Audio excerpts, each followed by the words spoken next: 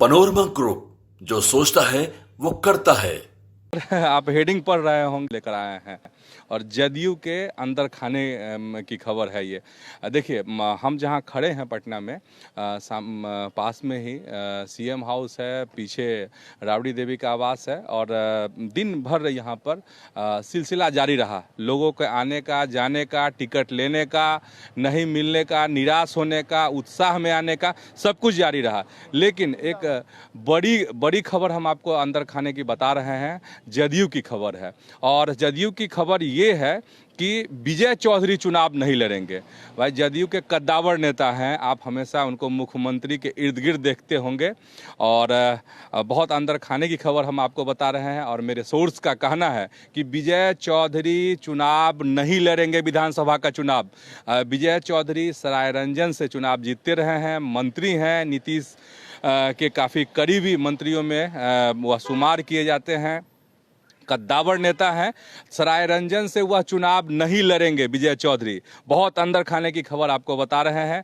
तब सवाल ये है कि आखिर सरायरंजन से प्रत्याशी कौन होगा जदयू का, तो वो हम बताएंगे। लेकिन जदयू की अगर हम बात करते हैं, अगर पिछले 5-7 दिनों को आप अगर याद करेंगे, ध्यान में करेंगे, और जिस तरीके से हालात बने जदयू में, और जदयू में जो हालात बने हैं वो कुछ नेताओं ने नीतीश कुमार तक यह बात पहुंचाई कि फलाने फलाने और फलाने 2-3 नेता, जैसे संजय झा का नाम, ललन सिंह का नाम, विजय चौधरी का नाम, कि इन पे आरोप कि ये टिकट बंटवारे में कहीं ना कहीं भेदभाव किया जा रहा है और भेदभाव में भी बहुत तरह के आरोप। और इसमें एक तथ्य है, स्वाभाविक है, जो पार्टी को लीड करते हैं, जो बड़े चेहरे होते हैं, तो अगर उनका नाम है तो बदनामी भी उन्हीं के कंधे पर आती है। और जो जिनके टिकट कट रहे थे या जो रेस में पिछड़ रहे थे, वो तमाम तरह के आपको ललन सिंह पर, संजय झा पर और साथ ही विजय चौधरी पर आरोप लगा रहे थे। तो कहा जा रहा है कि ये अंदर की सियासत थी। एक खास कोई नेता थे जो कहीं ना कहीं इन सब चीज़ों को ये कर रहे थे, अलग अलग क्षेत्रों के कार्यकर्ताओं को कहे कि उकसा रहे थे, उग्र कर रहे थे, जो भी हो। लेकिन आपको हम बताते हैं, केंद्र में एक मंत्री हैं, कद्दावर परिवार से हैं और जिनके पिताजी का बहुत बड़ा नाम है। उनकी मुलाकात होती है मुख्यमंत्री नीतीश कुमार से, और नीतीश कुमार से मुलाकात होने के बाद और एक बड़े नेता थे जदयू के, नाम लेना मुझे लगता है यहाँ उचित नहीं होगा। उस नेता ने मुख्यमंत्री तक बात पहुँचाई कि क्या कुछ चल रहा है। इसके बाद मैं लगातार आपको न्यूज़ हाट में बता रहा था, न्यूज़ हाट आपको बता रहा था कि कैसे मुख्यमंत्री नीतीश कुमार जो हैं हर दिन 5 नाम तय कर रहे थे।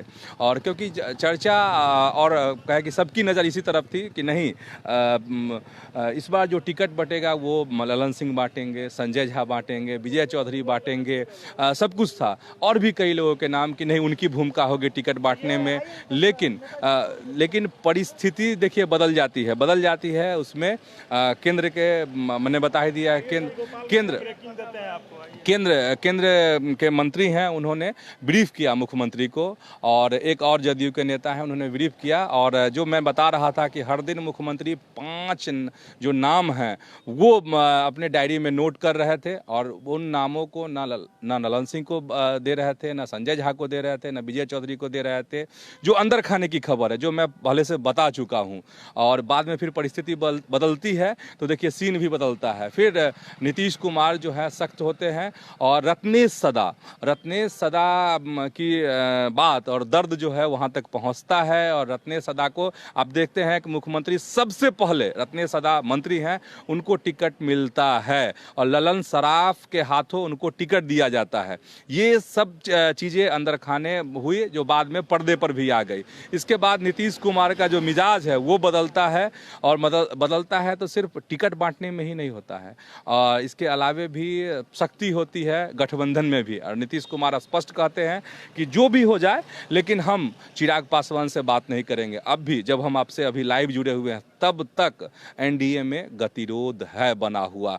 लेकिन गतिरोध जो खबर है उसके मुताबिक बता रहे हैं कि गतिरोध ऐसा नहीं है कि वह दूर नहीं हो सकता है, उसको दूर करने की कोशिश सबके तरफ से हो रही है। खैर चलिए हम मूल बात पर आते हैं, मूल खबर पर अब आते हैं कि जदयू के अंदर की जो सियासत है वो बदलती हुई आपको दिखी। और नीतीश कुमार ने कहा कि जो हमारे पुराने साथी हैं उनको हम इस बार प्राथमिकता देंगे। अगर आप सारे हिसाब किताब लगाते हैं जो जदयू ने टिकट बांटे हैं उसमें आपको यही नज़र आएगी, यह बात नज़र आएगी कि मैक्सिमम जो है नीतीश कुमार के जो पुराने साथी हैं उनको प्राथमिकता मिली है। कुछ नए चेहरों को भी मौका मिला है। अब नए चेहरों की अगर हम बात करेंगे, जो हम बताना चाह रहे हैं आपसे कि विजय चौधरी सरायरंजन से चुनाव लड़ते रहे हैं, जीतते रहे हैं, मंत्री हैं, नीतीश के करीबी हैं, कद्दावर नेता हैं जदयू के, वह चुनाव नहीं लड़ेंगे सरायरंजन से। तब अब सवाल आता है सामने कि अगर सरायरंजन से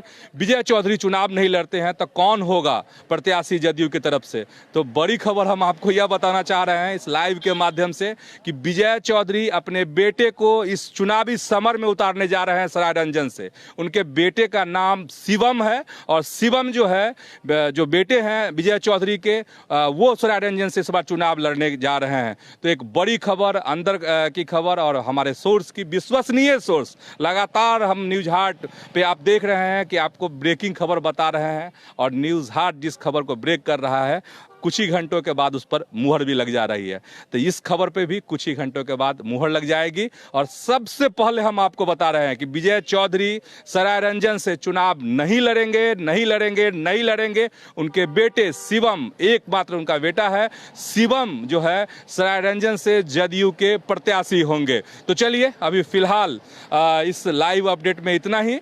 और आपसे अपील है कि इसी तरह के अपडेट के लिए आप जुड़े रहिए न्यूज़ हाट के साथ। और यूट्यूब पर न्यूज़ हाट को सब्सक्राइब कीजिए, फेसबुक पर न्यूज़ हाट के पेज को फॉलो कीजिए, लाइक कीजिए। धन्यवाद, नमस्कार।